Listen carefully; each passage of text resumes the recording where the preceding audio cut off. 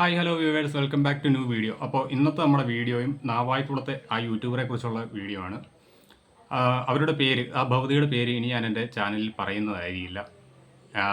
In case അറിയാതെ വല്ലതും വന്നു കഴിഞ്ഞാൽ എന്നോട് ക്ഷമിക്കുക. കാരണം മറ്റൊന്നുമല്ല, അവരുടെ പേര് പറഞ്ഞു പറഞ്ഞ് ഞാൻ മടുത്തു.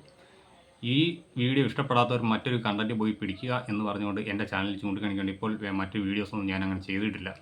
കാരണം മറ്റൊന്നുമല്ല, ഞാനിപ്പോൾ ഇവരുമായിട്ടുള്ള ഈ ക്ലാഷിൻ്റെ പേരിൽ ഒരു നിയമ നടപടിയായിട്ട് മുന്നോട്ട് പോകുന്നതിൻ്റെ പശ്ചാത്തലത്തിൽ ഞാൻ കണ്ടിന്യൂസ് ആയിട്ട് ഇവർക്കെതിരെയുള്ള എവിഡൻസ് കളക്ട് ചെയ്യാൻ വേണ്ടിയിട്ട് പല വീഡിയോസും ചെയ്തുകൊണ്ടിരിക്കുകയാണ്. ആ എവിഡൻസ് കളക്ട് ചെയ്യുന്നതിൻ്റെ ഭാഗമായിട്ട് എന്തായാലും ഞാൻ കൊടുത്ത പരാതി ഒരു ടെസ്റ്റ് കൂടി ഉണ്ടായിട്ടുണ്ട്. ഞാൻ കഴിഞ്ഞ തവണ പറഞ്ഞിരുന്നു, മുഖ്യമന്ത്രിയുടെ ഓഫീസിൽ നിന്ന് അത് സൈബർ സെല്ലിലേക്ക് ഫോർവേഡ് ചെയ്തതായിട്ടുള്ള അറിയിപ്പ് വന്നിട്ടുണ്ട്. അതുകൂടാതെ അവിടെ നിന്ന് എൻ്റെ ഡീറ്റെയിൽസ് ആവശ്യപ്പെട്ടുള്ള മെയിൽ വന്നിട്ടുണ്ടായിരുന്നു. ഞാനത് അയച്ചു കൊടുത്തു എന്ന് പറഞ്ഞുകൊണ്ട് ഇന്ന് എന്നെ തിരുവനന്തപുരം സൈബർ റൂറൽ ലിമിറ്റിൽ നിന്ന് വിളിച്ചിട്ടുണ്ടായിരുന്നു, സൈബർ സെല്ലിൻ്റെ. അവിടെ നിന്ന് വിളിച്ച് എൻ്റെ ആധാർ കാർഡ് ഡീറ്റെയിൽസും മറ്റു കാര്യങ്ങളെല്ലാം വാങ്ങിയിട്ടുണ്ട് കേസിൻ്റെ ആവശ്യത്തിന് വേണ്ടിയിട്ട്. അങ്ങനെ എനിക്ക് ഈ കേസിൽ ഒരു ടെസ്റ്റ് സംഭവിച്ചിട്ടുണ്ട്. ആ ടെസ്റ്റിനെ കുറിച്ച് പറയുന്നതിന് മുന്നേ എനിക്ക് നിങ്ങളോട് പറയാനുള്ളത്, നിങ്ങൾക്ക് പലർക്കും ഈ വീഡിയോ കാണുമ്പോൾ തോന്നുമായിരിക്കും, എൻ്റെ അമ്മയേക്കാൾ പ്രായമുള്ള ഒരു സ്ത്രീയെ, അതും ഒരു ചെറിയൊരു ഡിസേബിലിറ്റി, അവരുടെ കാലിലെന്തോ ഒരു പ്രശ്നമുണ്ടെന്ന് പറയപ്പെടുന്നു, അത്തരത്തിലൊരു ആരോഗ്യ പ്രശ്നമുള്ള ഒരു സ്ത്രീയെ എന്തിനാണ് ഈ പ്രായത്തിൽ പോലീസ് സ്റ്റേഷനിലും കോടതിയിലും കയറ്റി ഇറക്കുന്നത് എന്ന് ചോദിച്ചു കഴിഞ്ഞാൽ എനിക്കതിനൊറ്റ ഉത്തരമേ ഉള്ളൂ. ഈ കളി ഞാനത് ജയിക്കാൻ വേണ്ടിയിട്ട് മാത്രം ഉറപ്പിച്ചിറങ്ങിയിരിക്കുന്ന കളിയാണ്. ഏത് എക്സ്ട്രീം ലെവലിലേക്ക് വേണമെങ്കിലും പോകാൻ ഞാൻ മടിക്കില്ല. ഇതിൻ്റെ പേരിൽ കോടതി കയറി ഇറങ്ങി എൻ്റെ ജീവിതത്തിന് നല്ലൊരു ഭാഗം പോയാലും എന്നെ ബാധിക്കുന്ന വിഷയമല്ല. കാരണം ഞാൻ നിരവധി തവണ കോടതി കയറി ഇറങ്ങി ശീലമുള്ള ഒരാളാണ്. എല്ലാ മാസം മിക്കവാറും ഞാൻ കയറി ഇറങ്ങാറുള്ളതാണ്. എന്തായാലും ആ കൂട്ടത്തിൽ ഈ ഒരു കേസും അത്രേ ഞാൻ അതിനെ കണക്കാക്കുന്നുള്ളൂ. 4 മാസം പ്രായമുള്ള ഒരു കൊച്ചിനെ പോലും വേശ്യ എന്ന് വിളിക്കുക, ഇവരെ ഒരു കാലഘട്ടത്തിൽ സഹായിച്ച, സാമ്പത്തികമായി സഹായിച്ചവരെല്ലാം സ്ത്രീകളായിട്ടുള്ളവരെ അഭിസാരികമാരായിട്ടും അവരുടെ മൈനറായിട്ടുള്ള കുട്ടികളെപ്പോലും അഭിസാരികമാരായിട്ട് ചിത്രീകരിച്ചുകൊണ്ടൊക്കെ ഇവർ വീഡിയോ ചെയ്യുന്നത് നിങ്ങളെല്ലാവരും കണ്ടിട്ടുള്ളതായിരിക്കും. അങ്ങനെ ഒരു സ്ത്രീയോട് ഒരു മനുഷ്യത്വം കാണിക്കാണ്ട് ഞാൻ തയ്യാറല്ല. അതുകൊണ്ട് തന്നെ ഞാൻ ഈ കളി ജയിക്കാൻ വേണ്ടിയിട്ട് ഉറപ്പിച്ചിറങ്ങിയിരിക്കുന്ന ഒരു ഗെയിമാണ്. ഇതിനു മുൻപ് ഞാൻ ഇത്തരത്തിലൊരു സമീപനവുമായിട്ട് എങ്ങും പോയിട്ടില്ല.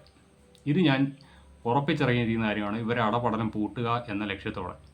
എന്തായാലും ആ കേസിൻ്റെ സംബന്ധിച്ച് ഇന്ന് എന്നെ തിരുവനന്തപുരം സൈബർ സെൽ റൂറൽ ലിമിറ്റിൽ നിന്ന് വിളിച്ചിട്ടുണ്ടായിരുന്നു. ആ കേസ് ഞാൻ കോട്ടയം സ്വദേശിയായ കാരണം എൻ്റെ ജൂറിസെക്ഷൻ പരിധിയിലേക്ക് മാറ്റുന്നതുമായി ബന്ധപ്പെട്ടാണ് എന്നെ വിളിച്ചിരുന്നത്. എന്തായാലും അതിൻ്റെ ഒരു ഓഡിയോ ക്ലിപ്പ് ഞാൻ നിങ്ങളെ കേൾപ്പിച്ചു തരാം. അതെ, ആരായിരുന്നു? ഞാൻ വിളിക്കുന്നത് സൈബർ സ്റ്റേഷനാണ്, തിരുവനന്തപുരം റൂറൽ സൈബർ സ്റ്റേഷനാണ്. ആ സാറേ പറഞ്ഞോ. അങ്ങനെ ഒരു പരാതി നമുക്ക് അയച്ചു കിട്ടിയിട്ടുണ്ടായിരുന്നു. ആ, സ്ഥലം എവിടെയാണ്? കോട്ടയത്താണോ? കോട്ടയത്താണ് സാറേ. കോട്ടയത്താണ് താമസം അല്ലേ? ആ അതെ അതെ. ഓക്കെ. ഇപ്പൊ ഇത് സംബന്ധിച്ച് അവിടെ പരാതി കൊടുത്തിട്ടുണ്ടായിരുന്നോ? ഇല്ല, ഞാൻ ഡയറക്റ്റ് ഒന്ന് DGPക്ക് ഒന്ന് ചീഫ് മിനിസ്റ്റർക്കുമായിരുന്നു അയക്കുന്നത്. CM-നാണ് കൊടുത്തിരുന്നത് അല്ലേ? ആ അതെ അതെ. ഓക്കെ. അപ്പൊ നമുക്ക് ഇദ്ദേഹത്തിന്റെ ആധാർ കാർഡ് ഒന്ന് നമുക്ക് വാട്സപ്പ് ചെയ്ത്, ഈ നമ്പർ വാട്സപ്പിലെ നമ്പറാണ്. ആ ശരി സാറേ, ഞാൻ അയച്ചേക്കാം. ആധാർ കാർഡിന്റെ ഒന്ന് അഡ്രസ് ബുക്ക് തെളിയിക്കാനായിട്ടാണ് ഒന്ന് അയച്ചു. ആ ശരി, അയച്ചേക്കാം. നമ്മള് ഈ പരാതി നിൽക്കുമ്പോൾ നമ്മളത് നിങ്ങള് സ്ഥലം കോട്ടയം ആയതുകൊണ്ട് കോട്ടയത്ത് സൈബർ സ്റ്റേഷനിലേക്ക് അയച്ചു കൊടുക്കും കേട്ടോ. ആ ശരി സാറേ. കേട്ടോ, അപ്പൊ അതിന് വേണ്ടിയിട്ടാണ്, അപ്പൊ അതിന്റെ അഡ്രസ് കളക്ട് ചെയ്യാൻ വേണ്ടിയിട്ടാണ് കേട്ടോ. ഒന്ന് അയച്ചേക്കണേ. ആ ശരി സാറേ. സാറേ അതിന്റെ എവിഡൻസ് വല്ലതും കൊടുക്കേണ്ടി വരുമോ? ഏതാണ്? ഈ ഞാൻ ഈ എവിഡൻസ് വല്ലതും ഹാജരാക്കേണ്ടി വരുമോ? അല്ല, അവിടെ നിന്ന് വിളിക്കേണ്ടി വരും. ഇപ്പൊ നിങ്ങളുടെ കോട്ടയത്ത് നമ്മൾ പരാതി അയച്ചു കൊടുക്കുമ്പോൾ കോട്ടയത്ത് നിങ്ങളെ കോണ്ടാക്ട് ചെയ്യും. ആ, അപ്പൊ അതിനുശേഷം അവര് എന്താണെന്ന് വെച്ച് കഴിഞ്ഞാൽ നിങ്ങളെ വിളിക്കും. അപ്പൊ വിളിക്കുമ്പോഴത്തേക്ക് എന്താണ് ആവശ്യം? ആ ശരി സാറേ.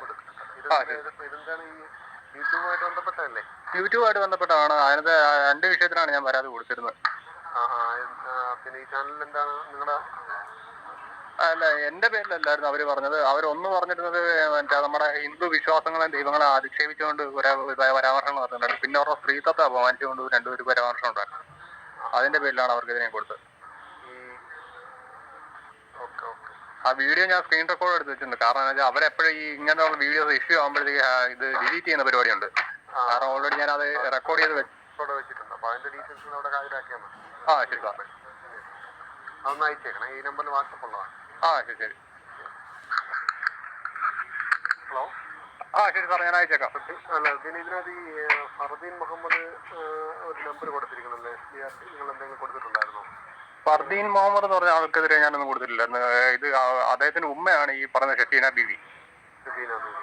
ആ, അവർക്കെതിരെയാണ് ഞാൻ കൊടുത്തിരിക്കുന്നത്. അവരാണ് ഈ വീഡിയോ ചെയ്തിരിക്കുന്നത്. ഇനിയിപ്പോൾ ആ ചാനലും അല്ല, ഇനിയിപ്പോൾ അവർ ആ മകന്റെ പേരിലുള്ളതാണെന്ന് അറിയത്തില്ല. കാരണം ഇവരുടെ ഒരു ചാനൽ ഓൾറെഡി റിപ്പോർട്ടെല്ലാം അടിച്ച് ആൾക്കാർ പൂട്ടിച്ചുള്ളായിരുന്നു ഇതേ വിഷയം വന്നതിന്റെ പേരിൽ. ശരി.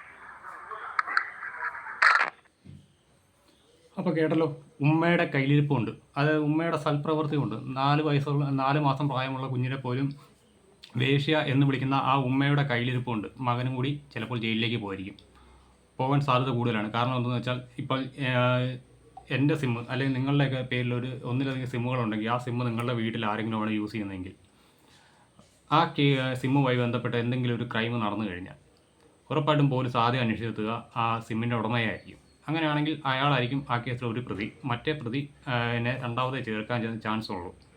രണ്ടാം പ്രതിയായിട്ടായിരിക്കും മറ്റേ ആളെ ചേർക്കുക, അല്ലെങ്കിൽ ഈ ആളെ രണ്ടാം പ്രതിയായിട്ട് ചേർക്കും. എന്തായാലും കൂട്ടുപ്രതിയായിട്ടേ ചേർക്കത്തുള്ളൂ.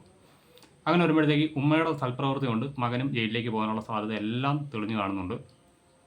അതെന്തായാലും എന്നെ ബാധിക്കുന്ന വിഷയമല്ല. കാരണം സ്വന്തം ഉമ്മയെ നിലയ്ക്ക് നിർത്താൻ ആ മകന് സാധിക്കുന്നില്ല എങ്കിൽ ആ മകനും ഈ പ്രശ്നത്തിൽ കുറ്റക്കാരനാണ്.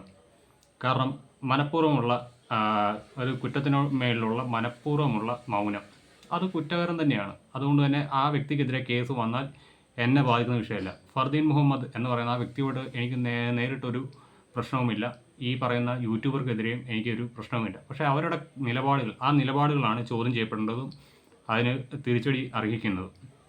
അതുകൊണ്ട് തന്നെ ഞാൻ ഇവർക്കെതിരായിട്ടുള്ള സകലമായ ഡിജിറ്റൽ എവിഡൻസുകളും ശേഖരിച്ചുകൊണ്ടിരിക്കുകയാണ്. ആ എവിഡൻസുകളും ഉൾപ്പെടെ ഞാൻ ഇനിയിപ്പോൾ കോട്ടയം സൈബർ ക്രൈം ഡിപ്പാർട്ട്മെൻറ്റ് നൽകുന്നതായിരിക്കും. എന്നെ വിളിച്ച ശേഷം അങ്ങനെ നൽകി ഈ കേസ് എത്ര കാലം മുന്നോട്ട് പോയാലും ഞാൻ അതുകൊണ്ട് മുന്നോട്ട് പോകും.